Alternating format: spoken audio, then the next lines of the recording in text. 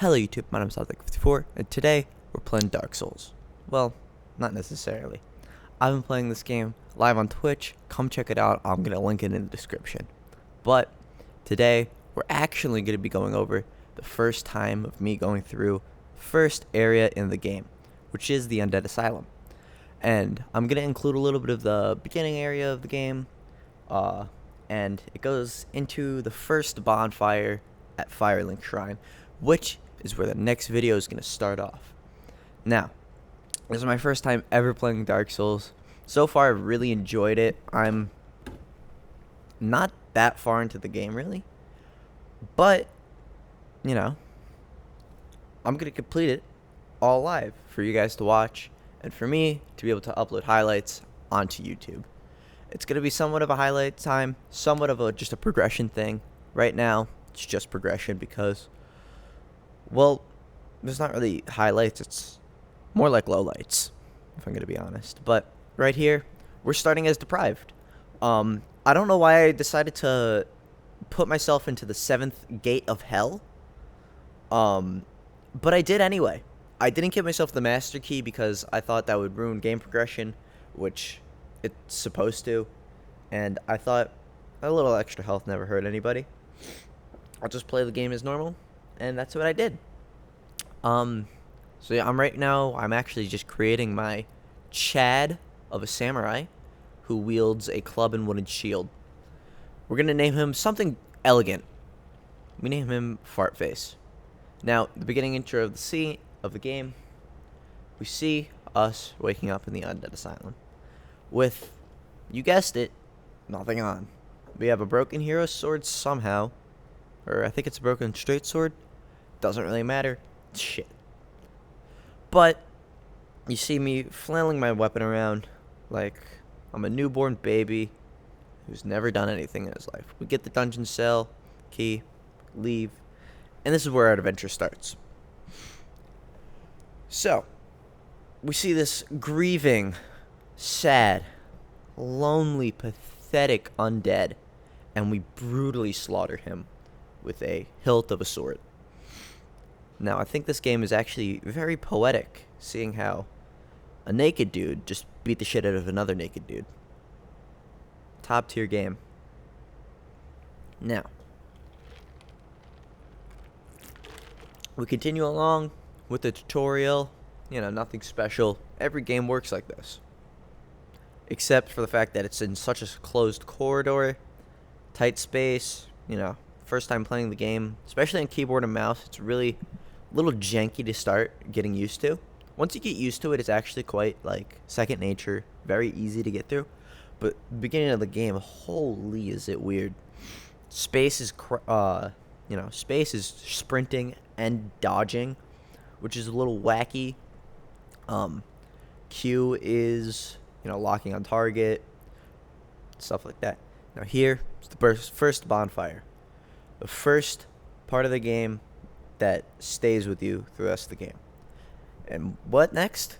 But a big pair of doors.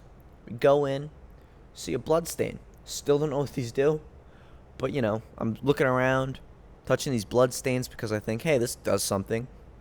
I don't think it does, but here we are introduced to the first enemy of the game, the Asylum Demon. I die here, which is actually a motif of this game. You die a lot, and I mean a lot. The game throws the third enemy at you in the game is a boss. Granted, it's not that hard of a boss. It's got relatively low health, but I am naked with the worst possible weapon in the game, with no clue what the heck I should be doing. So, naturally, I recover my lost power, and I do the same thing again, but this time I notice, nothing yet. I just get stuck behind him, and I just start running around for my life because I have no other idea what to do. He starts smacking me around, and, to say I wet the bed is probably an understatement. This game makes you cry. I start running along the side here, and then I notice a door. Now, this door is where you're supposed to get out to continue the progression of the game. You maybe smack the Asylum Demon once or twice, but you come down here and you get another bonfire. You don't really come back to this bonfire too often. I only used it so I can heal. But this is where you start getting your weapons and shields. So first here we get my wooden shield. You have to equip it and everything, but I just kind of took that out. And then you come up to this arrow undead, which is kind of a bitch. But then we get my wooden club, you know, the most overpowered weapon in the game. We start chasing around this arrow demon, and we kill him in cold blood. Nothing feels greater than that. And then we walk across the white light, and we end up out here above the Asylum Demon. Now, the Asylum Demon after this point is not going to respawn every time. He is just in there. You don't see his health bar because, well, heart condition reasons, I guess. It makes you feel better about yourself. And then you immediately get a heart attack because an undead throws a boulder at you. How kind of him. Now, this door is locked. This is where the progression happens, so we backtrack. Like any other good game, you must go back. Now, I discover these stairs that go down, and there's a door. I open it, and it comes back to the first bonfire we lit. Now, once you come back to there, you can go through the doors again. Yada, yada, yada. And I find this little space where nothing happens. You eventually come across some dude, which we will be seeing in a little bit, through a hole in the wall right here. It is so dark in here you can almost barely notice it. But this dude is probably our previous successor to the entire epic journey we are about to go on. I will let you read the dialogue, but basically he is just saying that he is coming to an end. His life is about to cease to exist, and he asks if you carry on the torch, because he is about to die. And of course I say yes, because of the stoic hero I am. And he gives us a tale about how the undeads are supposed to leave the undead asylum and go on to slay kings. Or, you know, demons. Ring some bells, do the thing, kill that thing, get the loot, open that chest, die a couple times here and there, die another couple times here and there.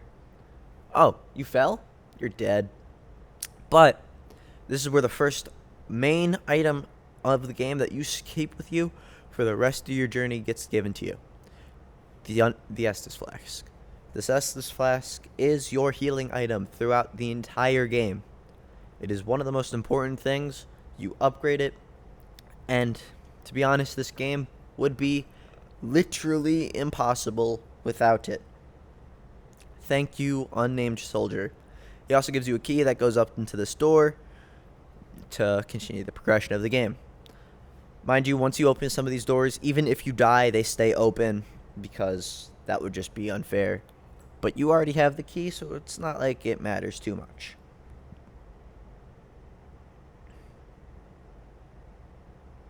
Now up here, we got more little tutorial things.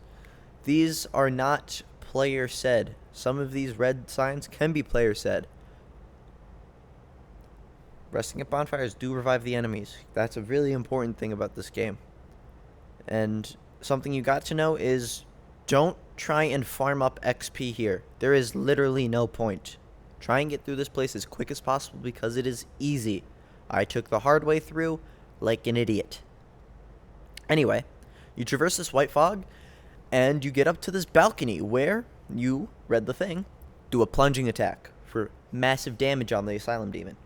This is where you're supposed to technically kill him, but I missed because he jumped. Like the clown I am. So we come back, sped this footage up a bit because it gets really tedious. I'm not going to say it took me a good 2 hours to get through this area. The rest of the first stream after that was just deaths coming up to here. And this was the second stream I did of this game, where on the first or second try, I killed the Asylum Demon. Like the true gamer I am. It definitely did not take me like an hour and a half to beat the first section of the game. And this is definitely not a telltale sign of how this game is going to feel. You die too much. But when you do the plunging attack right, look how much damage you did. That's like more than a third of his health, almost half. And this is where the fight starts. You have an actual weapon, you have a shield.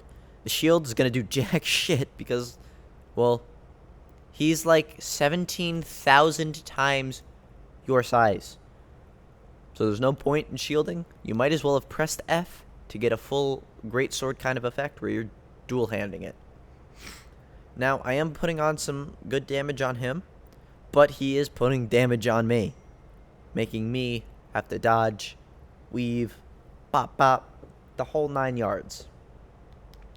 Even after this, my Estus Flask is done for, and it's the first boss. I barely killed him. Look at this. I thought, let me... No, actually, no, Estus Flask. I come in for the last strike, but, you know, if I was just 1 second earlier or later, I probably would have gotten murked, which would have, you know, set this off. I go back to the first bonfire to, you know, refill my Estus Flask and heal myself. But the Pilgrim Key is how you open up this last door. Come up all these stairs. There's a couple items you can get, and this is like the first instance of where you find, well, people writing. There's a little ledge over here that says do a back plunge or whatever. You got the merchant ahead. And, well, let's just say this is how evil the player base of this game is. Where, on a completely unrelated clip that you guys are not going to see because it is embarrassing, I jump off that ledge and just die. This game is cruel. Very, very cruel. Now, I would like to leave the cutscene in with the audio and everything, but I'm lazy. And, well, this is really it. A big bird comes up here and grabs you. Only in the ancient legends is it stated that one day an undead shall be chosen.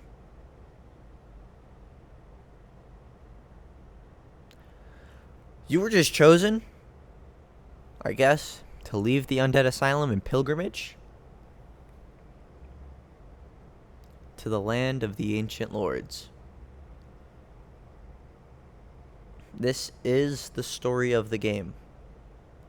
Lordran is probably the end game, but we're probably not going to be able to find that out for who knows how long, because this game is obscenely difficult. And here we get the first taste of the new section, the game. This is where the game actually starts. We are dropped down in Firelink Shrine. Oh God. How long is it gonna take for me to get to the next area? Who knows? But here we rest at the first bonfire, and that's where this first video comes to an end.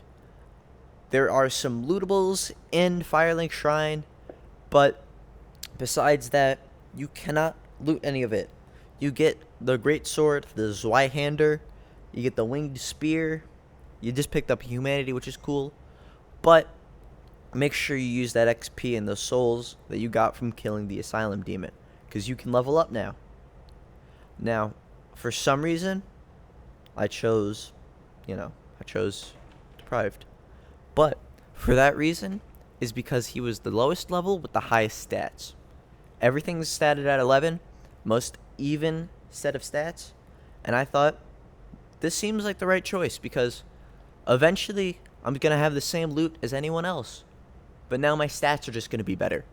So, who's laughing now?